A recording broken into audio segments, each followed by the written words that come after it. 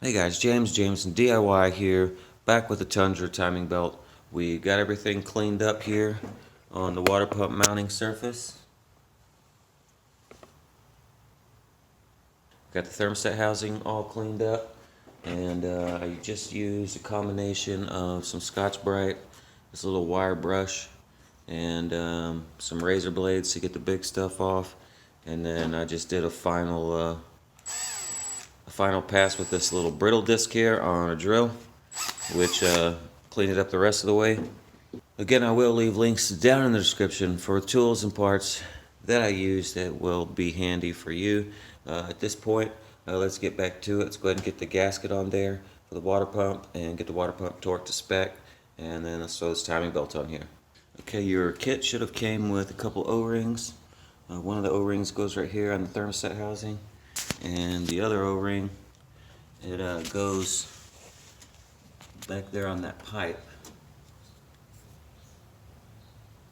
So before we slide the water pump on, you want to lube that O-ring up with some silicone spray or some coolant so that it slides on nice and easy.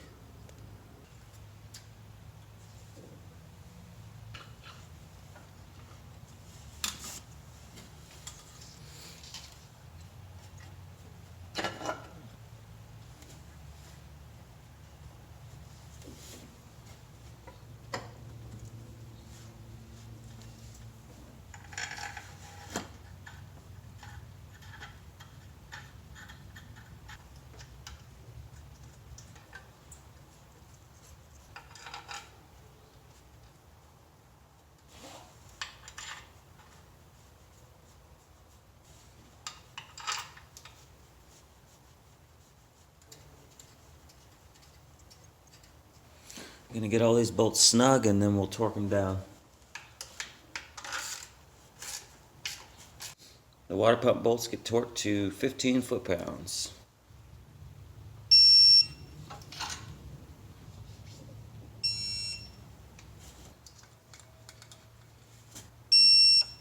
Go ahead and install our new idler pulley. You can torque the bolt to 25 foot-pounds.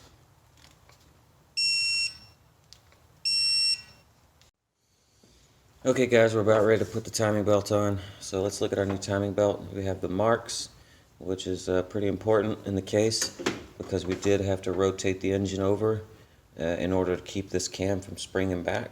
The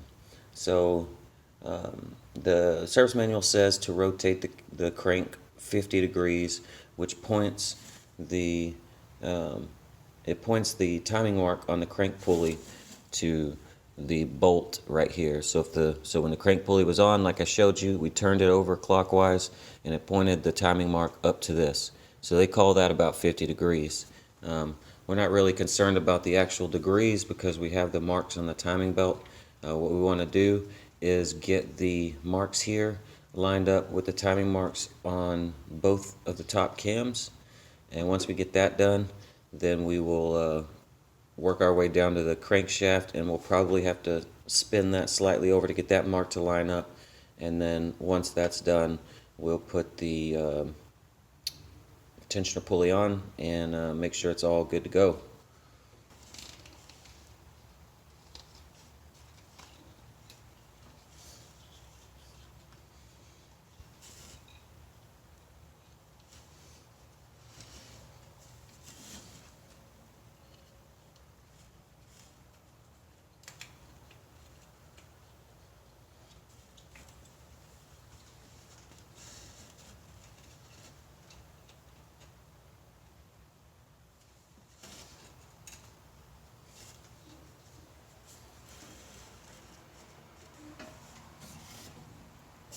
Okay, down here looking at the crankshaft, what we're looking for is this timing mark right here. It needs to line up with the mark here on the timing belt. For a frame of reference, the key for the crankshaft is right there. We have a little hole right here, which is not the timing mark. The timing mark is actually right there to the left of the hole. So what we need to do is back the crankshaft off slightly counterclockwise in order to get that mark there lined up with the arrow here on the belt for the crank.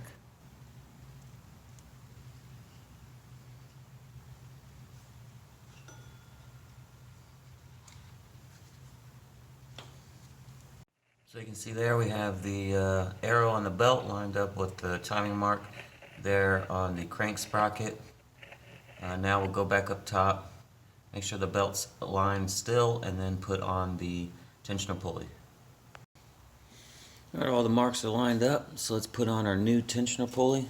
We've got the little washer here on the back and the bolt that slides through like that. The instructions do say to apply some lubricant here. I would suggest if you're going to put anything here, maybe some anti-seize.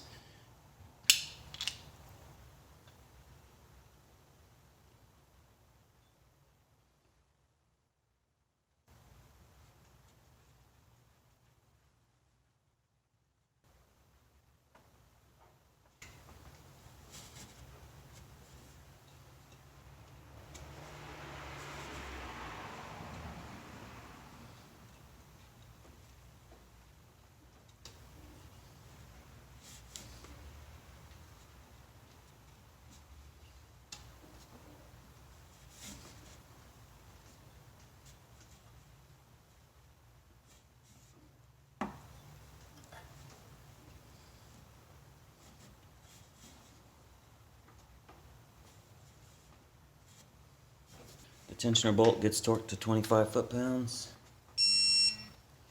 Okay, with the tensioner on, double check all your marks, make sure they're still lined up. I've just done that. All the marks, both cams and the crank are all lined up. So what I like to do at this point is to get all the marks on the cams and stuff lined up to the marks on the timing cover. So you shouldn't ever rotate the engine backwards. That's what everyone will tell you, and that is a good rule of thumb. But we're just going a little bit, so I'm going to go backwards. But someone watching this will say that you shouldn't do that. Anyway, that's what I'm going to do. And I just want to kind of hold the belt a little bit just to make sure that everything's going to be okay. And I also want to pay attention to this cam here, because this is the one that likes to spring way back here once it gets close to this timing mark. So just be wary of that. Keep your hand on the wrench and just be prepared just in case this swings back. The belt should hold it there. It should hold it where we put it, but just in case, just be mindful. So just hold tension on the belt so that none of the teeth will slip.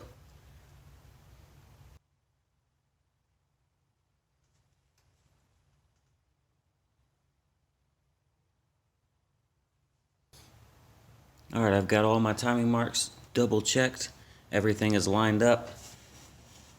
I'm just holding tension here on the ratchet so that this cam doesn't spring back.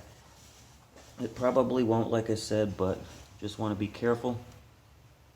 So at this point, what we want to do is we want to rotate the engine back clockwise, get the cams over here to more of a neutral position, and in doing so, it's going to tighten up this side of the belt, and we want to put all the slack on this side of the belt right here where the tensioner goes.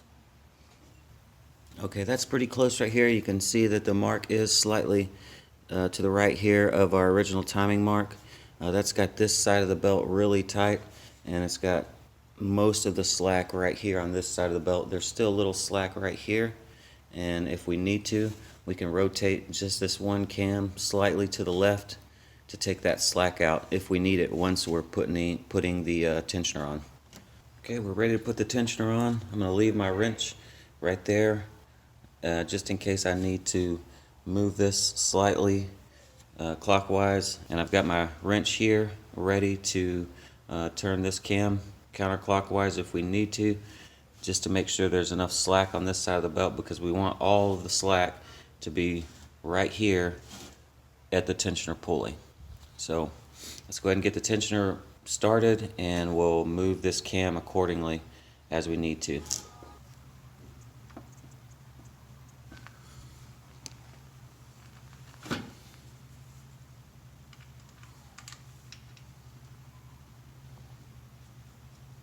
Okay, I've got the bolts threaded in by hand as far as I can go.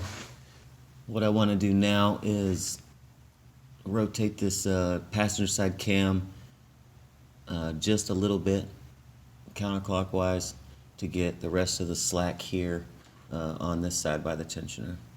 So I'm just going to slightly rotate it back, and then I'm going to go up top and check and make sure it's tight on the other side. Okay, looking at it from up here, I've got pretty much all the slack out of this side. That's pretty tight. That's pretty tight. It could be a little bit tighter, but you can see pretty much all the slack is right there where we want it to be. So once you have all the slack out of every other side of the belt, you have pretty much everything right here, then we can go ahead and tighten those tensioner bolts. And just like we loosened them, we want to tighten them, alternating from one to the other.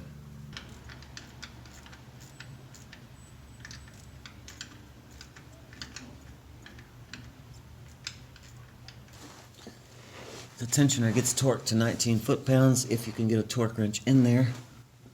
Otherwise, tight.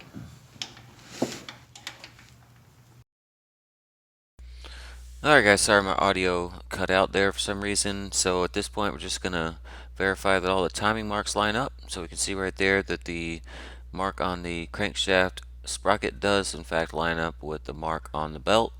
So let's move up to the cams. So you can see the arrow there does match up with the mark on the back of the pulley, and here as well everything's lined up. At this point I think I'm just checking the belt tension just to make sure everything feels tight. It's going to be tighter on one side than it is on the other, just kind of the way things roll, but for sure we want to make sure all the marks are lined up.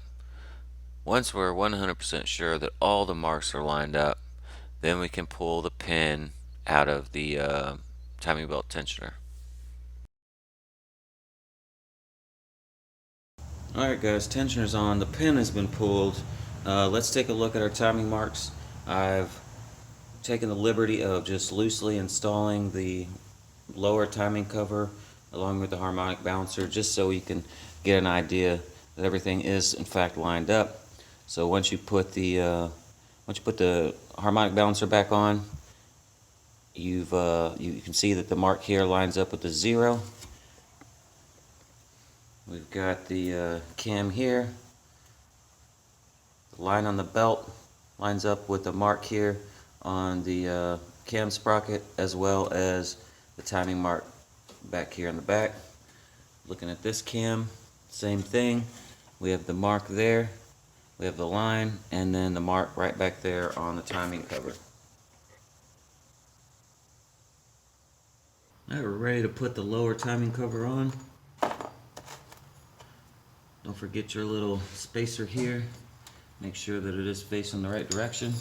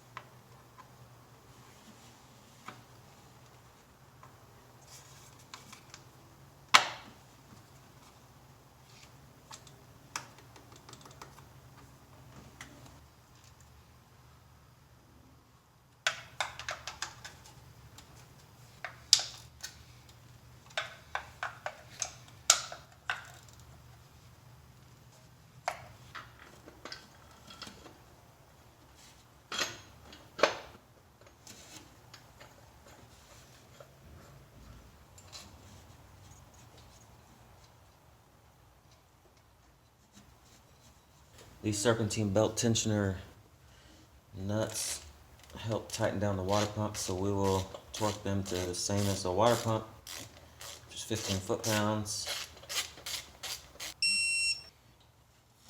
Alright, we're ready to put the fan bracket back on.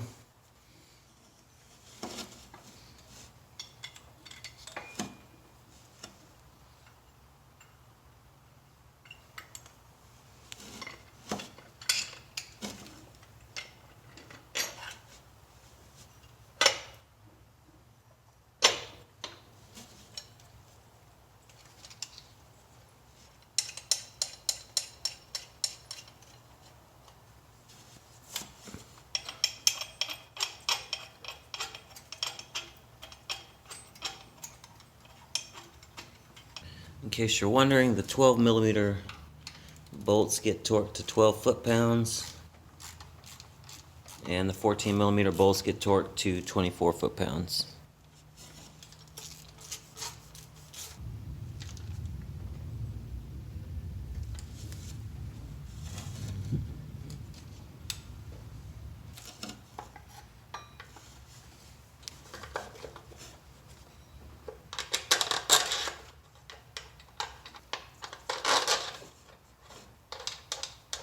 Both of these bolts go through the water pump, so we'll torque them to 15 foot-pounds.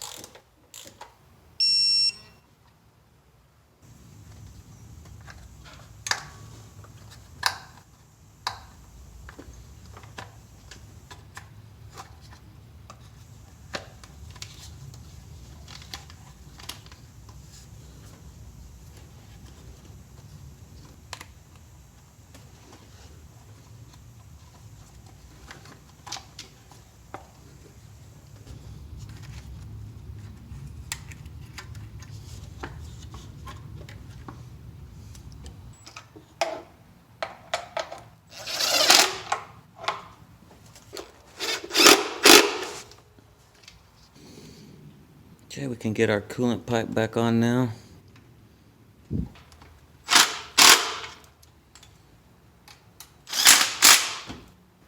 Okay, with the fan bracket back on, we can go ahead and get ready to mount the AC compressor. First we have to put that extra bracket that bolted to the fan bracket.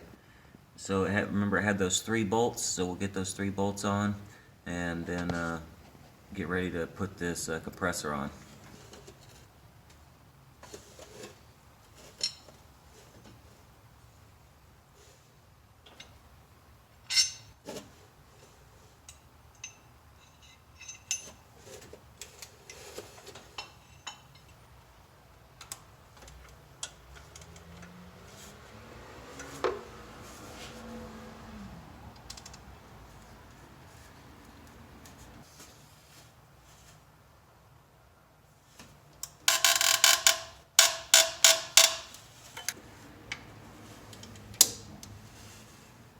Okay, we got the bracket installed. Need to go ahead and put the compressor up. Remember, we had this one bolt that's just kind of stuck in here between the AC line. So obviously we'll start with that one and attempt to get the thread started without cross-threading anything up into the AC bracket.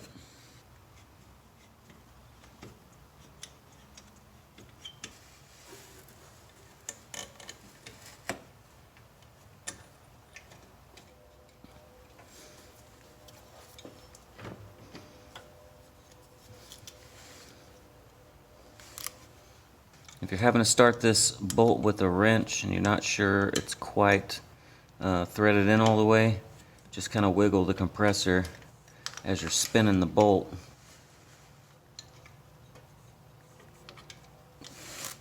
If it's easy to turn, then you know you're good. If it's really hard to turn, then you know that you're not good.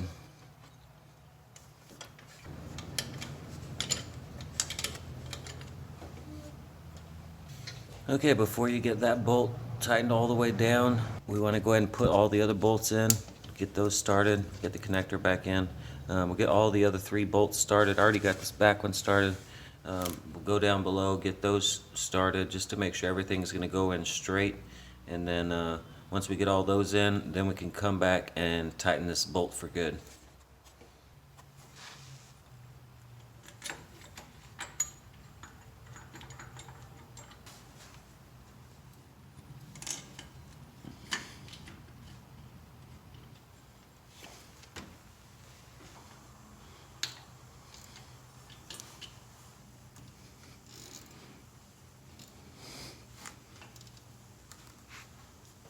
Okay, now that I got those bolts in, I'm going to go back up top, get that one hard to get bolt. I'm gonna get that tightened up, get the other top one tightened up, and then we'll come back here and get these three tightened up as well.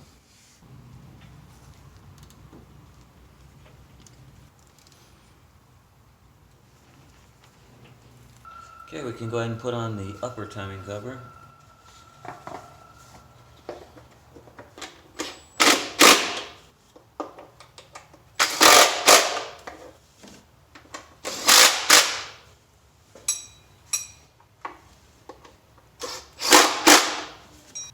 Okay, next step, we'll go ahead and get the alternator on. This spot right here will go on to that stud right there. So we'll get that on, and then we can get the power steering pump back on.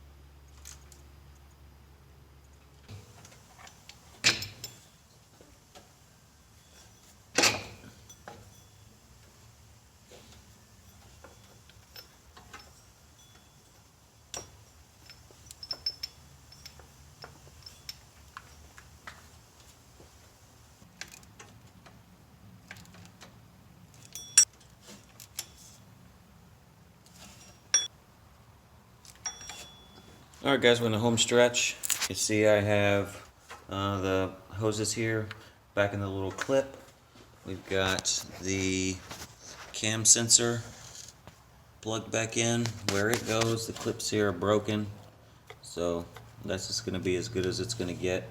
What we need to do next is we're going to put the crank pulley on, and we're going to put the thermostat housing on. Connect the hoses here.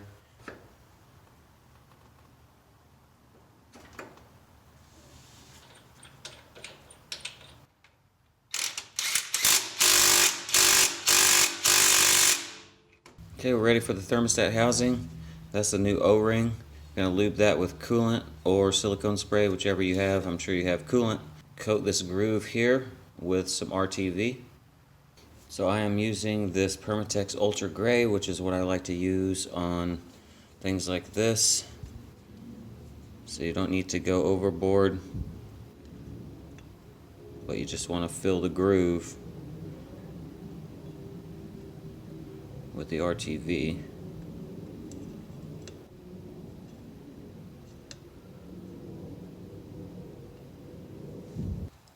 Okay, I've got the O-ring lubed with coolant. We have the RTV in place. Let's go ahead and put this thing on.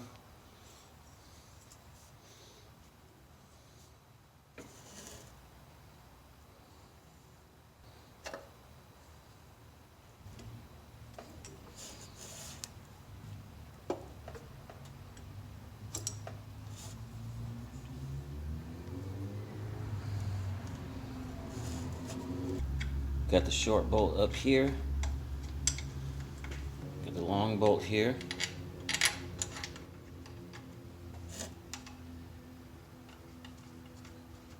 I didn't get the torque spec for this, but I imagine it's around 15 foot-pounds.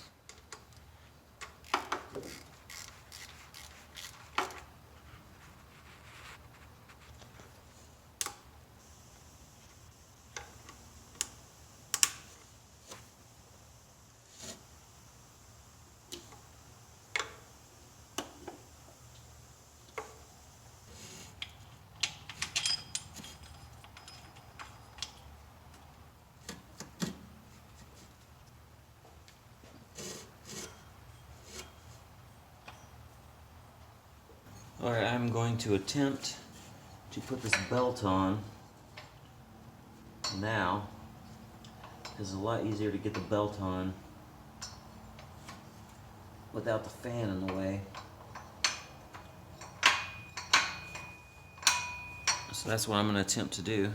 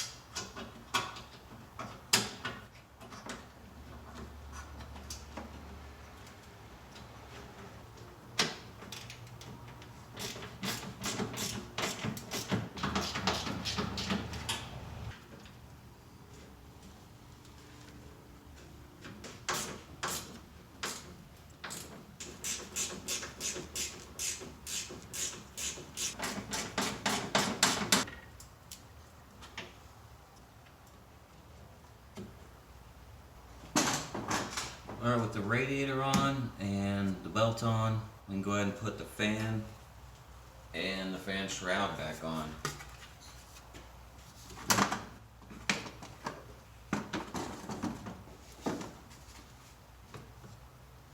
I've got one of the nuts ready for the fan, because with the belt on it's going to want to spring the fan right back off.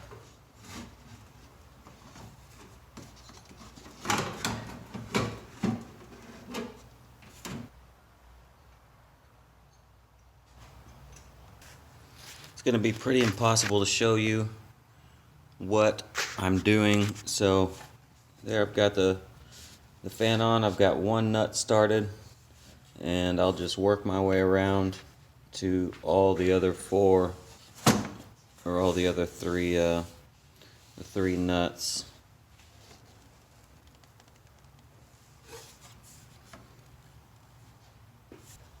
Okay, I got all the nuts on the fan. I'm going to use this same pulley holder tool to hold the nuts down there on the fan so it doesn't move, so I can tighten the ones. The only difference from removing is that the tool gets turned around so that it will keep it from spinning in the opposite direction. Once again, this hose is in my way.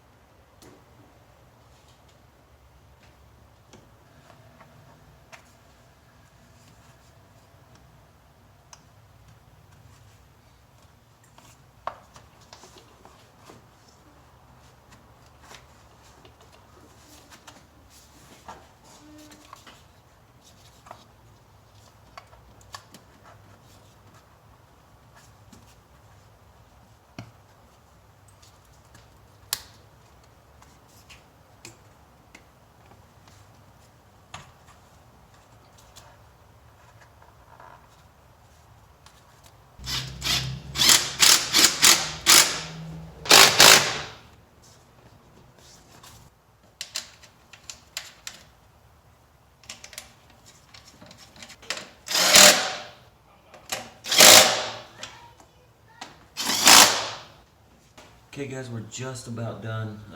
The only thing left mechanically to do is put the skid plate back on. I'll let you figure that one out on your own. I'm going to leave it off for now just so I can check for leaks. Other than that, we need to fill up the coolant. I'm going to fill up the coolant here with this spill-free funnel. I'm using the red Asian Xerex because the coolant that was in here was red. So I'm going to go with that. If the coolant that you have is some universal green or yellow, then just use that. Toyota does recommend this, although the long life universal 100,000 mile antifreeze that's made for all makes and all models will work just fine. It's just a different color than that. So use whatever color you have in there. This one had red, so we're going with red.